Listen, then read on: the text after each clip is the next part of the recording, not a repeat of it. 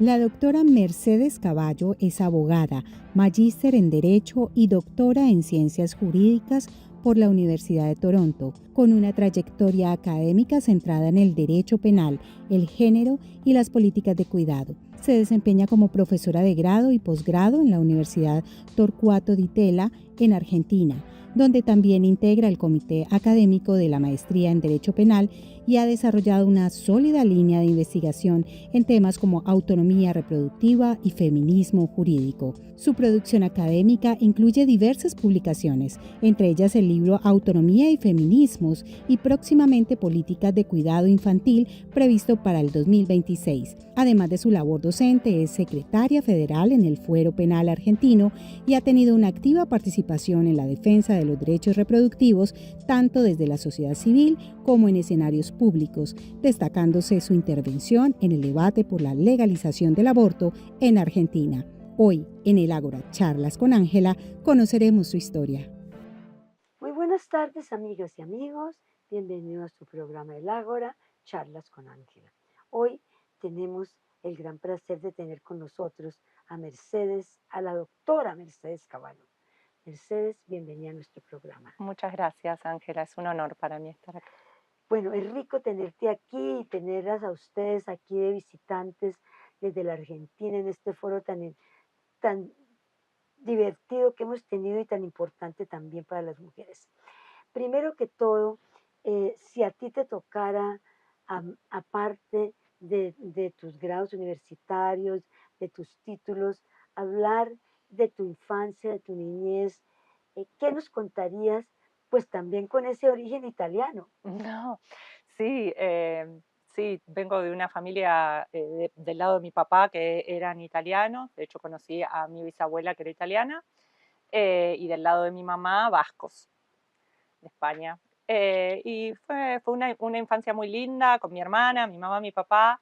Mi papá era abogado, después fue juez y fue una gran influencia en mi vida para convertirme en abogada y sobre todo como abogada de las causas justas. Pero tu papá nació en la Argentina o nació en Italia. Nació en la Argentina, sí. Ajá, de Su- origen italiano, pero es de origen italiano, pero él ya es segunda generación argentino, yo tercera. ya. Bueno, me imagino como todos, ustedes los argentinos tienen mucho más de europeos, nosotros acá menos mucho, nosotros tenemos mucho de esclavos en realidad. Colombia es un país donde yo creo que no hay ninguna persona que puede decir, pues yo soy yo soy europeo, no, porque aquí tenemos, yo por ejemplo sé que mis sobrinos que viven en Dinamarca están felices porque les resultó en su DNA 9% de nigerianos. Ah. Entonces, están como muy contentos con eso. A ver, te voy a mostrar esta imagen y me dices qué opinas. Sí, sí, ahí yo estudié Derecho en la Facultad Torcuato Di Tella, cuando la Facultad de Derecho era muy joven, y nunca realmente me fui de ahí. Después hice mi especialización en Derecho Penal, enseño en el posgrado, en la maestría de Derecho Penal, Género y Derecho Penal ahí desde hace 12 años y también soy docente de Derecho Procesal Penal en la ITELA. Esta universidad es interesante, ¿cierto? Porque tiene una historia compleja o no. Cuéntame un poco. Sí, es una universidad muy interesante, la fundó Guido Di Tella, que es fue una persona muy importante en la Argentina y en todo lo que es la historia cultural de la Argentina. Hace muchos años, creo que fue en los 60s o 70s, existía el Instituto Di Tella, que en realidad era un instituto de arte, de donde salieron grandes personalidades del arte argentino. Y sí, después esa familia continuó vinculada a la producción de conocimiento. Sé que una universidad privada Es una universidad privada que tiene... de una empresa más o menos o no. No, es de una familia, es una fundación, y sí, ahora se está expandiendo mucho y es una institución modelo en muchos niveles. Hacemos investigación muy seria y de vanguardia. Qué interesante que en Argentina fue la empresa privada la que se vinculó. Bueno, el ISTESI también es un poquito eso, pero en Colombia fue mucho tuvo que ver con la religión, con los sacerdotes.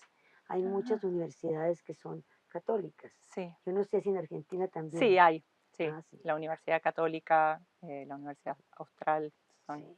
Pero aquí muchas de las universidades, y es muy complicado porque la iglesia estuvo muy metida, ha estado muy metida siempre en lo que tiene que ver con la política y eso ha sido difícil. En algún momento decían que si uno estudiaba en la Javeriana, que es la Universidad de los Jesuitas, pues seguro iba a ser ministro. Sí. A ver, te muestro esta otra imagen y me comentas. Sí, la Universidad de Toronto. Sí, en Canadá. Pude irme ahí a hacer mi maestría cuando era muy joven, cuando había terminado enseguida de estudiar Derecho a los 24, tenía 24 años. Y sí, la universidad esta es muy importante para mí porque me abrió al campo del feminismo y el derecho, de los estudios feministas y los estudios de género. Yo ahí conocí una gran profesora, Rebecca Cook, que es una profesora muy vinculada a los derechos sexuales y reproductivos a nivel global, y su enorme generosidad hizo que yo pudiera estudiar primero mi maestría ahí, después me fuera a Irlanda a trabajar en una organización de derechos reproductivos y después pudiera volver a hacer el doctorado en la misma institución, En la Universidad de en la Toronto. Universidad de Toronto. Porque en realidad, ¿y cómo fue ese caminar tuyo en el Canadá? Y fue muy interesante. Yo viví durante la maestría en Canadá y nunca dejé de tener esos vínculos, ¿no? Entonces me acompañaron a los 10 años después cuando decidí ir a hacer el doctorado y además ahí conocí a mi marido en Canadá, que ahora vive en Argentina, tuvimos una hija. Entonces para mí Canadá y la Universidad de Toronto es mucho más que academia nada más, ¿no? O sea que tú tienes un marido canadiense. Tengo un marido canadiense, sí, sí, sí. Bueno, yo tengo un nieto canadiense, Ah, pero no, tengo un nieto canadiense de padres colombianos, porque mi hija, que es médica, se fue a hacer a la Universidad de McGill un en doctorado Montreal. en Montreal y allá terminó teniendo su hijo, mi nieto, que es pues canadiense, porque nació acá. Claro, sí, sí. Ay, no, el mundo Hace hoy en mucho día frío.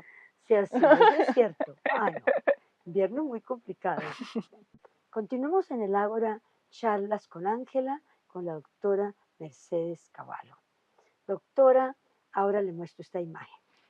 Hoy vine aquí a invitarlos, a invitarlas a profundizar el argumento sobre el principio de proporcionalidad, que fue mencionado por otras ponentes en este mismo recinto.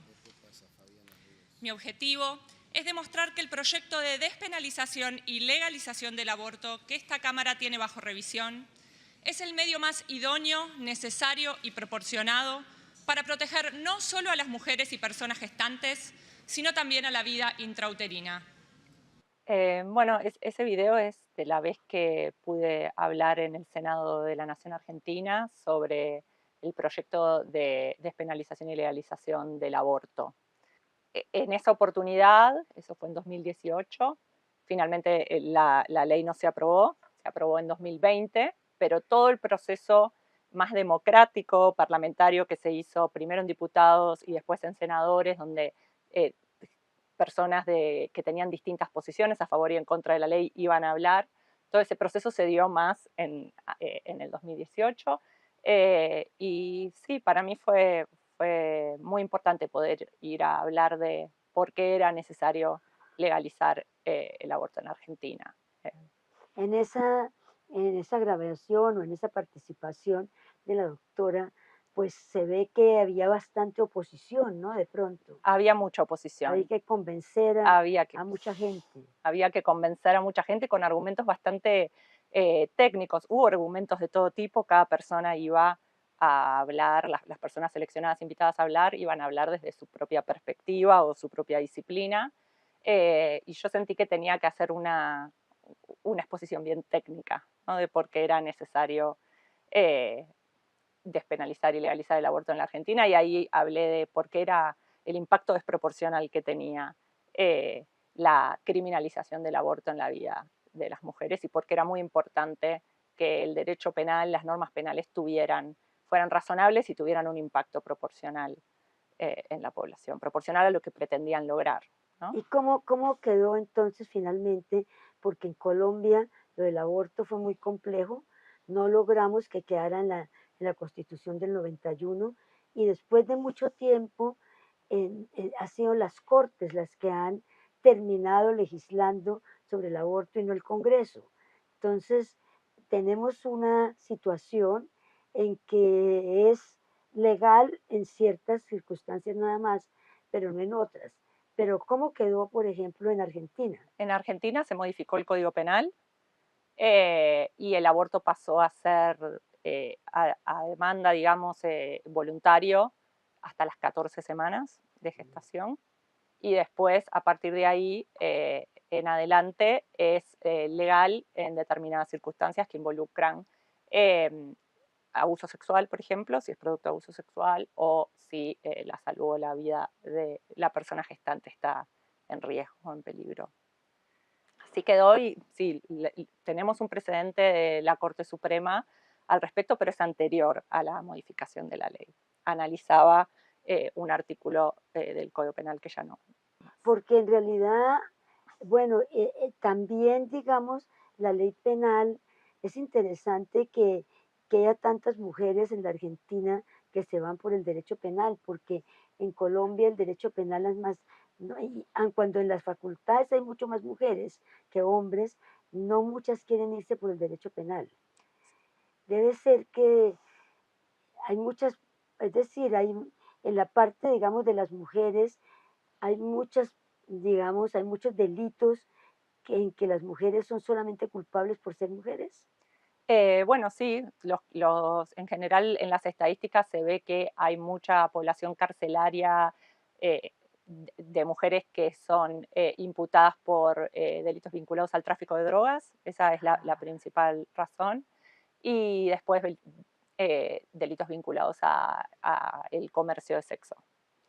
El comercio de sexo. Sí, entonces muchas veces hay imputaciones por trata de personas o por explotación sexual o incluso las trabajadoras sexuales muchas veces terminan también imputadas injustamente. O sea que digamos el tráfico de sexo es con menores o también la prostitución es ilegal. No, la prostitución no es ilegal, pero en general está criminalizado una serie de comportamientos alrededor de todo lo que involucra el comercio de sexo. Entonces eso termina haciendo que en la práctica se vuelva muy complicado para las trabajadoras sexuales.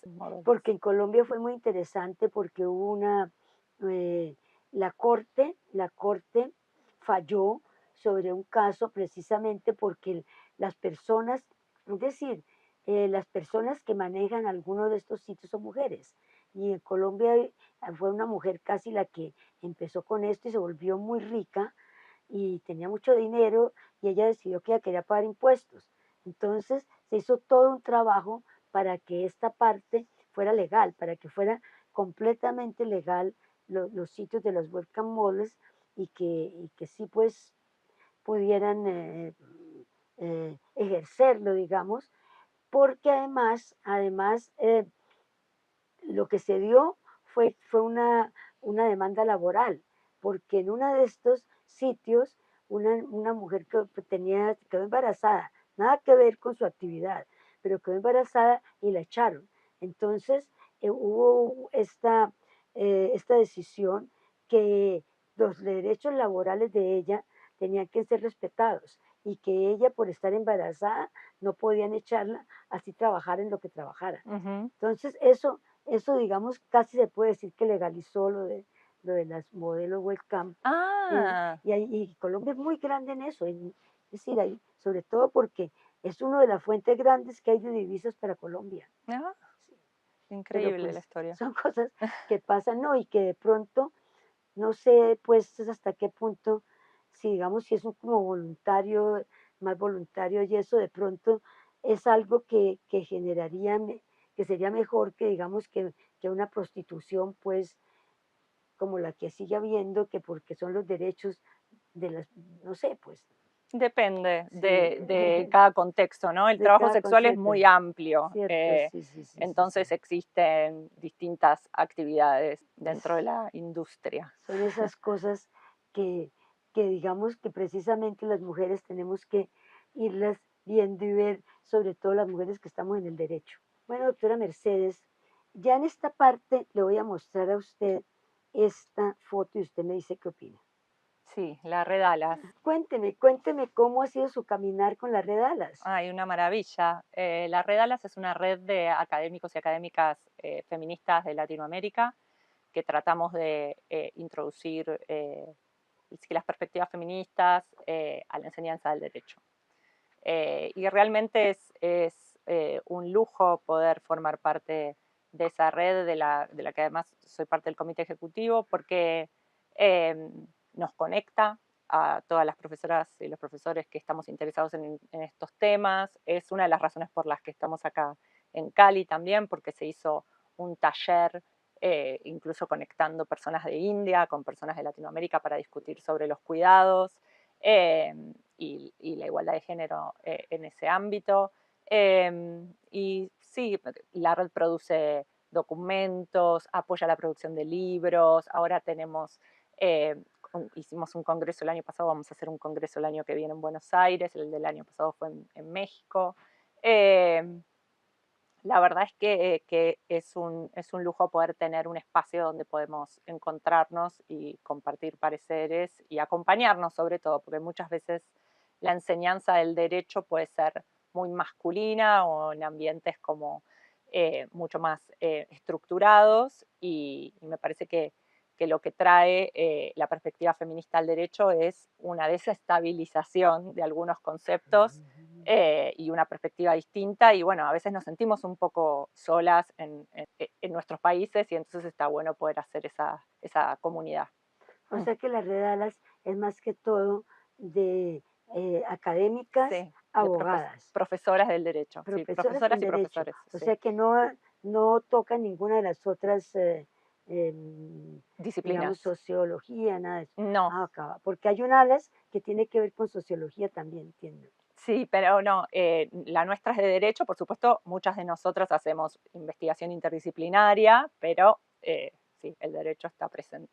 Ahora le voy a mostrar esta foto y usted me comenta. Bueno, ese es el taller que vinimos a hacer acá a Cali antes de la conferencia de la IAFE y ahí pudimos juntarnos con muchos colegas de India y también de distintas partes de Latinoamérica para poder discutir los cuidados en el sur global. Qué características específicas tienen, cuáles son los sistemas de regulación que se están pensando, cómo se organizan los cuidados, el cuidado sobre todo no remunerado, eh, cómo afecta esto a las mujeres en particular, porque en todas partes del mundo no hay ningún país en el que los cuidados no sean desiguales, ¿no? En algunos países más, en otros menos, pero en todas partes del mundo la distribución del cuidado es muy desigual entre mujeres y varones y es uno de los factores que más afecta el desarrollo profesional de las mujeres y su autonomía económica. Y esa falta de autonomía económica luego repercute en distintos ámbitos de sus vidas, ¿no? Incluso hasta en la violencia que pueden experimentar. Porque a veces, por ejemplo, se dice que las mujeres o algunas psicólogas que han estudiado pues eh, precisamente la ética del cuidado de las mujeres, dicen que es que las mujeres por el hecho de dar luz, de tener bebés y que están mucho más acercándose, digamos, al cuidado, pero al cuidado no remunerado. Y Claro. hasta qué punto es importante o no importante que el cuidado entre lo pago o entre la economía capitalista. Ujú. Sí, es muy, muy importante reconocer el valor económico del cuidado, porque es un trabajo también, ¿no? Además de ser un aspecto del amor que le damos a nuestras familias o a nuestras comunidades, también tiene un valor económico y es importante reconocerlo. Pero además, porque cuando las mujeres se salen del mercado laboral para cuidar, eso también es una pérdida económica para el Estado y las economistas feministas han hecho mediciones sobre lo que representa para el PBI de un país que las mujeres no trabajen o trabajen part-time por no Sí. poder incluirse en el mercado laboral. como hay otra corriente que tiene que ver con la economía del dar, la economía del regalo, que sí se basa en el hecho de que las mujeres dan, porque dice que digamos, el regalo es lo que la mujer da, pues a su bebé, a sus niños, y que todos los seres humanos tienen la capacidad de dar. Entonces, que son homodonans en vez de, y que ya la parte, digamos, ya tratar de meter el cuidado entre la parte comercial o entre la parte del capitalismo, de pronto no sería el caso, porque vamos a seguir en un mundo que todo vale, hasta el amor vale. Entonces, bueno, tratar de desmercantilizar, ¿no? desmercantilizar Ese cuidado. aspecto. El cuidado, porque el cuidado es algo que viene casi, se puede decir, de la capacidad de ser madre. Es decir, usted le gasta 9 meses de embarazo a un muchachito y usted le dedica todo el tiempo porque usted quiere que ese niñito salga adelante en alguna forma, pero también lo hace por su forma de ser madre. Y sí, es que el tema del cuidado es amor y es trabajo no pago, es las dos cosas, ¿no? ¿Cierto? Y entonces pensar en esa regulación, en la manera de reconocerlo, sin mercantilizarlo, pero reconocerlo porque ¿Cierto? también tiene un valor económico importante y por supuesto que es parte del amor y de lo que le damos a los demás. Bueno, doctora, pues ha sido muy rico haber estado con usted. Muchas gracias por esta invitación. Sí, le agradecemos muchísimo y mucha suerte. Y pues bueno, yo creo que es mucho lo que tenemos que construir en Latinoamérica, Sí. en muchas cosas y sobre todo ahora, pues yo no sé cómo es en Argentina, pero aquí en Colombia las facultades de Derecho están llenas de mujeres. Es verdad, sí, bueno, y además en Argentina las mujeres somos muchas más las graduadas universitarias que los varones. Y es interesante ver que a pesar de que esos son los números, sin embargo, las mujeres participan del mercado laboral mucho menos que los Así, varones, ¿no? Y reciben salarios más altos los varones que las mujeres, a sí, pesar de que las mujeres somos de más acuerdo. graduadas universitarias. Entonces, Eso sí es cierto y hemos seguido con em, esa disyuntiva, digamos, en que no importa qué tantas leyes haya, de todos modos los salarios terminan siendo menos y bueno, digamos en Colombia hay 30% de hogares que son solo mujeres y son más pobres, pero sí. mire lo interesante, son más pobres, pero cuando ya llegan a la tercera edad, los hombres son más pobres. Sí, esos números de Colombia son diferentes al resto de los países de la región y es Sí, muy interesante entender por qué, sí. saber qué es lo que pasa ahí. Sí, yo no sé si es que, bueno, yo creo que la familia extendida en Colombia es muy importante, Ujú, ha sido muy importante y siempre, digamos, y hay estas familias que se han convertido en familias matriarcales. sí, 30% de las familias son familias donde no hay hombres, verdaderamente son solo mujeres. sí, sí, sí, increíble. Bueno, doctora, nuevamente Muchas muchísimas gracias. gracias. Le agradecemos mucho por esta No, a entrevista y ustedes. vamos a seguir muy pendientes de todo lo que se va a desarrollar en el área de la mujer, porque yo también soy feminista. Sí, sí, muchas gracias. Muchísimas gracias y ustedes continúen en su canal Telepacífico